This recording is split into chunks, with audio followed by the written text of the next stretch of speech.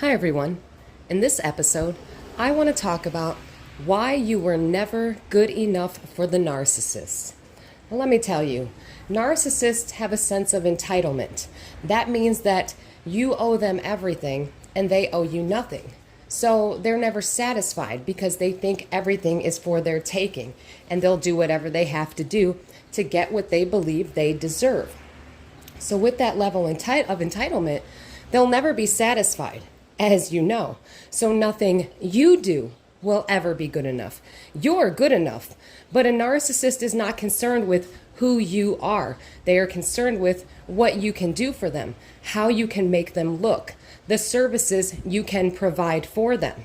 I spoke about this in another episode in which narcissists pull their intimate partners into what is called a shared fantasy, and you are there to fulfill a role that's of either mother or father, playmate, and admirer.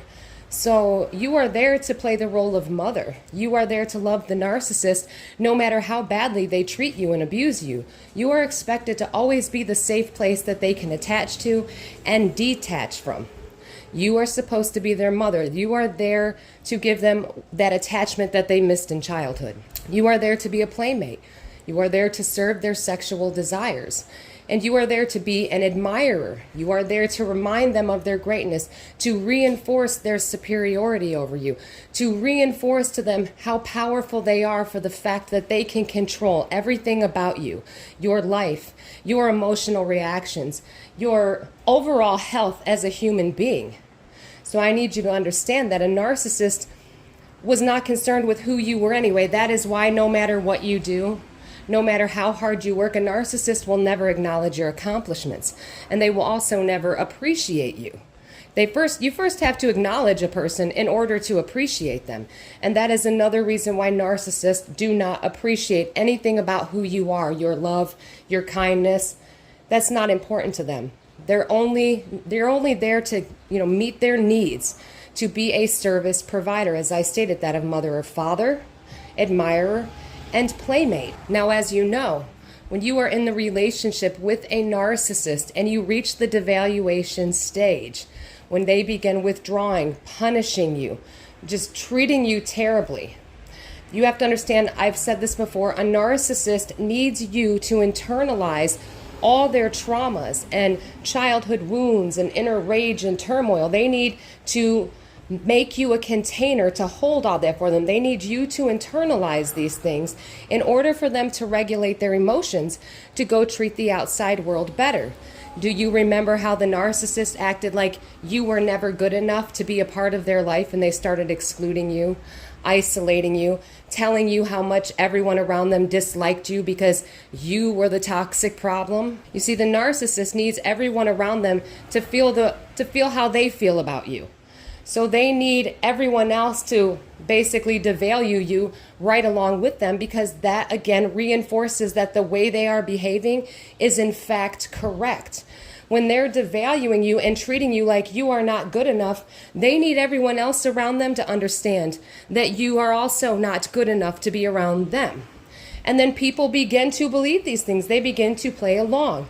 The narcissist will triangulate you with people in their lives in order to create conflict and isolation and keep people separated.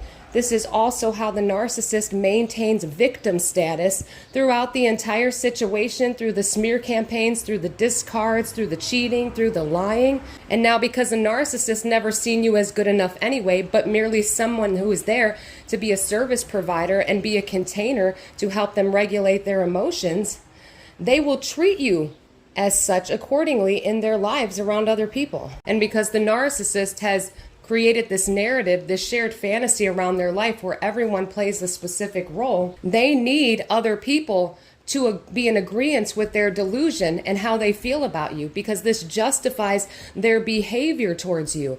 And while you are internalizing what they're doing to you, the level of abuse, you are also reinforcing to them that they're right and you are the problem, because your reactions signal to a narcissist, look it, you are bad and evil. See, look how you're acting, when it's merely just a reaction to their abuse. And the people in the narcissist's life, they only see your reaction to the narcissist manipulations and abuse. And this is what is so confusing, and how the separation and isolation and the division begins, because a narcissist triangulates people. So they will say things to you like, I'm going to go out with my friends. I'll be home by 8 o'clock. Then they go out with their friends, and their friends say, oh, is so-and-so going to come with you? And the narcissist says, no, but they know I'm going to be out with you all night long. And they're like, oh, okay. And the friends say, okay, well, then 8 o'clock comes and goes, and the narcissist never shows up. So you're calling, texting. Meanwhile, they're sitting there in front of their friends going, look at how crazy he or she is. I told you they were controlling. They won't even let me spend an evening out with my friends without acting this way. From your end, the narcissist is conditioning you to believe that they are intentionally putting friends before you, which they are, but they're using it as a triangulation tactic because they need you to associate in your mind their friends with the narcissist abandoning you. So every time the narcissist says, I'm going to be with my friends, it triggers in your brain a sense of abandonment and fear. And this is how the narcissist traumatizes you to keep you in the trauma bond. Now, to the friends on the other side, watching you blow up the phone and calling and texting, and the narcissist telling them you're controlling and that they can't even go out with their friends for one night or for a little bit without you acting controlling and toxic and fighting. They tell their friends this stuff, so then the friends associate in their mind, oh God, there goes the crazy girlfriend, or there goes the crazy boyfriend again, won't even let our friend hang out with us, is trying to control our friend, when in actuality you're not. But this is how narcissists use triangulation to start isolating you and causing division between you, their friends, and family. Because the narcissist on one side is conditioning your brain to make a connection between them being with their friends and you feeling abandoned.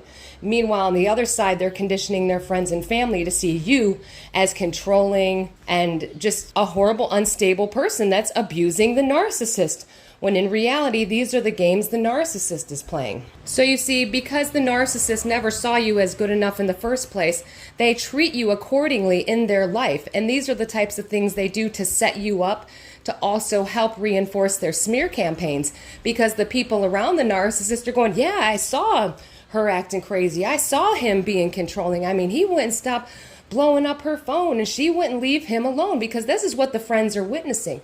But little do the friends know that behind closed doors, the narcissist is using the friends to trigger your fears of abandonment. So I hope that made sense. It's really important to understand. And because a narcissist only sees you as a service provider and there to, play a role, they go through these cycles because the narcissist knows they're going to mess up. They know eventually you are going to leave them. That's why they have to trauma bond you to them. That's why they had to wear a mask and pretend to be someone that they were not when they met you. That was the whole point of love bombing and idealization. They mirrored back to you who you are so that you would basically fall in love with yourself. Narcissists have no identity. They lost that in childhood with some form of trauma when their authentic self was rejected. So because the narcissist never really cared about who you were to begin with, but only concerned with how you could make them feel and what you could do for them, they don't see any value in you as an authentic person. You're an appliance. And just like when your car breaks down, you take it to the junkyard and buy a new car. When you are no longer able to provide the resources that the narcissist picked you for to play your role, when you are no longer idealizing them, when they no longer can control you the way they did, they need to get rid of you and replace you. Everything the narcissist does is based off the fact that you were never good enough for them, obviously, or a person wouldn't treat another person that way and feel good about themselves for doing it. The narcissist set out to make you feel less than, to devalue you, because that is the only way they can regulate themselves and make themselves feel better. And their cycle is pathological. So they always have to be devaluing someone. They always have to be in these cycles. And the narcissist knows. They know eventually you're going to leave them. Eventually you're going to see them for who they really are. So that is why they are always grooming other people. And the narcissists, due to their entitlement on top of that, they think there's always something better out there for them. and they don't want to settle with you because there must be something better than you. And then especially once you reach the devaluation stage, the narcissist is like, oh my gosh, I deserve so much better than this. I have to go find someone better right now. And during that devaluation phase, the narcissist has isolated you from everyone in their life. So now the narcissist needs to go play the victim to the people in his or her life to justify why they need to have another person or have an affair, or their friends help them find somebody new because the narcissist has made you seem like you're just so awful, when really that's a projection of what they're doing to you. Nothing will ever be good enough for a narcissist. You were only good enough for the narcissist until you weren't anymore. Until you no longer provided them with the services they needed you to be there to provide them with. When you could no longer fill your role accordingly, you had to be replaced. You had to. The narcissist, their cycle is pathological. They can't help it. They have to do it. They have to do these things, or they feel a loss of control. They run on cycles. So when you were in devaluation, you became broken to the narcissist. You became unable to fulfill your role accordingly. You were like a car slowly breaking down, so they were out shopping for new cars the whole time, anticipating your final, breakdown where you were no longer drivable. And that's what happens in the narcissist cycle. You are a car who started having trouble, and instead of trying to fix you and treat you better and nurse you back to health, the narcissist said, well, I better start looking for a new car because this one just keeps breaking down more and more, and I don't know why. When it's the narcissist breaking you down, wearing you down until your engine finally gives out and there's nothing left, so they take you to the junkyard and they trade you in for something better. And their cycle will repeat over and over and over. It is unfortunate, but I need you to understand, you will never be good enough for them. And it's not because of you. It's because they don't think anyone is good enough for them.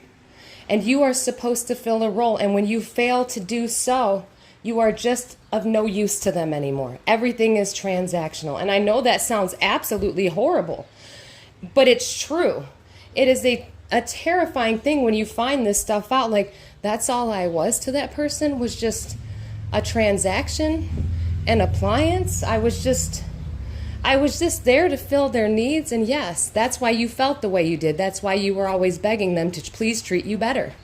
And they said, I don't owe you anything.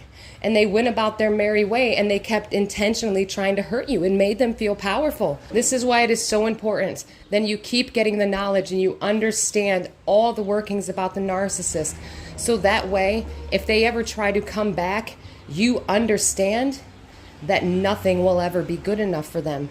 They will love bomb you and start the cycle all over. And I promise you this, every time you go back, the abuse gets worse. The cycles get shorter and the abuse gets worse and worse. The discards are more frequent. The discards are more brutal. So please keep getting the knowledge. And remember this about yourself along your healing journey. If I wasn't good enough when you had me, then I'm not good enough for you now. And you keep getting the knowledge and you keep moving forward because you deserve better than that. The narcissist knows what they did to you. The flying monkeys know what they did to you. Everybody that helped the narcissist, they knew what they were doing. And people who say they don't, come on, you know right from wrong. You know when you're being bad to somebody and hurting someone's feelings. You know when you're enabling an abuser because people are saying, hey, I'm being abused. Hey, this person is doing bad stuff to me, and people blow you off or gaslight you and say, oh, but they're such a good person. No, but I just want you to understand, it was never you. Nothing is good enough for a narcissist. You are there to provide services. And when you fail to provide the services that they need you to provide, they just replace you. And they will repeat this cycle over and over.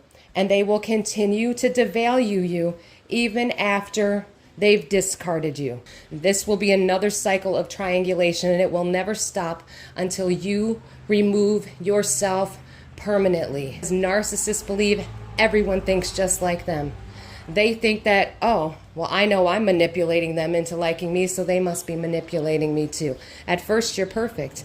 But in the end, when it doesn't work out, The narcissist will play the victim and tell themselves that you were the bad person who tricked them and lied to them, when in reality, that was everything they did to you, and it's just yet another projection, because the narcissist brain cannot comprehend that they are ever at fault, and that is why they are such severe gaslighters. Before I go, there's one more thing I want to remind you guys of.